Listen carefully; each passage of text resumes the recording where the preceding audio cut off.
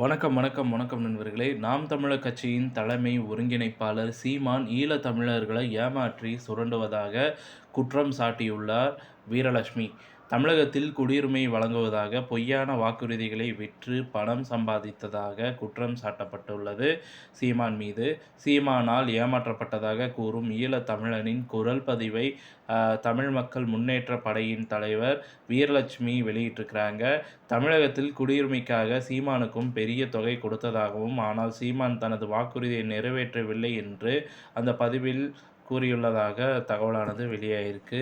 சீமான் மறுப்பு தெரிவித்துள்ள நிலையில் இந்த குரல் பதிவு வெளியாகி தமிழகத்தில் பரபரப்பை ஏற்படுத்தியுள்ளது. இந்த குற்றச்சாட்டுகளால் சீமானுக்கும் வீரலட்சுமிக்கும் இடையே மோதல் ஏற்பட்டுள்ளது. வீரலட்சுமி வெளியிட்டுள்ளதாக அந்த காணொளியில் ஈழத் தமிழர்களின் துன்பங்களையும் லட்சியங்களையும் சீமான் வியாபார நோக்கத்திற்காக பயன்படுத்துவதற்காக குற்றம் சாட்டியிருக்கிறாங்க. ஈழத் தமிழர்களின் உரிமைகளுக்காக போராடுவதற்காக ஆயிரக்கணக்கான தமிழ் இளைஞர்கள் தங்கள் நேரத்தையும் பணத்தையும் சுதந்திரத்தையும் தியாகம் செய்கிறார்கள். அதே நேரத்தில் சீமான் அவர்கள் துன்பத்தை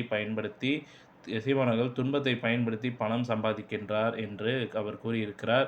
சீமான் மீது குற்றச்சாட்டுகள் தீவிரமானது மற்றும் தமிழக அரசியலில் குறிப்பிடத்தக்க தாக்கத்தை ஏற்படுத்தும். நாம் தமிழர் கட்சி தமிழகத்தில் வளர்ந்து வரும் ஒரு சக்தி. சீமான் ஈழத் தமிழர்கள் மத்தியில் பிரபலமானவர். இந்த குற்றச்சாட்டுகளால் சீமான் நற்பெயருக்கு களங்கம் ஏற்படுத்துவதோடு அவரது கட்சிக்கான ஆதரவையும் இழக்க நேரிடும்.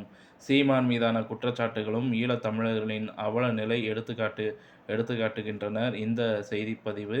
பல ஈழத் தமிழர்கள் இந்தியாவில் புலம்பெயர்ந்து வாழ்கிறார்கள். அவர்கள் பெரும்பாலும் சுரண்டலுக்கு ஆளாகிறார்கள். ஈழத் தமிழர்களின் உரிமைகளை பாதுகாக்கும் பொறுப்பு அவர்கள் நேர்மையற்ற நபர்களால் சுரண்டப்படாமல் இருப்பதையும் உறுதி செய்ய வேண்டிய பொறுப்பு இந்திய அரசுக்கு இருக்குது அப்படின்றது இந்த செய்தி தகவலில் நம்ம தெளிவாக தெரிந்து கொள்கிறோம்.